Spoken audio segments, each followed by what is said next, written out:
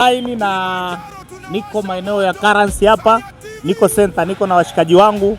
Nimekutana na jamaa mmoja anaitwa Mdudu. Bado natumia jina la Mdudu? Ni sasa nimebadilisha jina mwanangu.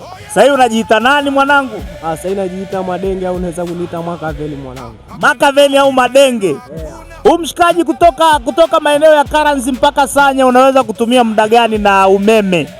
Kwa kweli umeme baba. Hizi wameleta CC 200. Niko na CC 200 mwanangu, ni umeme, ni moto wa balaa.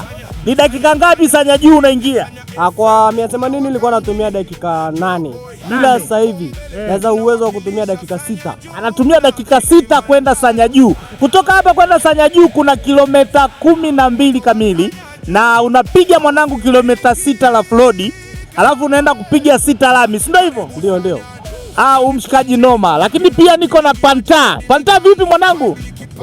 Poa. Acha uoga. Vipi lakini? Hii ni Sanya TV. Unajisikiaje mwanangu kuonekana Sanya TV jioni kwenye taarifa ya habari? Niko safi, niko very good, niko poa.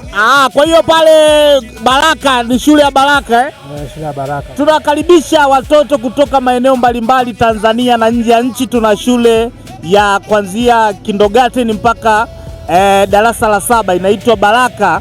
Kwa hiyo ukifika maeneo ya Currency tuna shule nzuri sana na gharama zake ni nafuu zaidi, lakini pia kuna usafiri. Vipi mshikaji wangu, kama kawaida?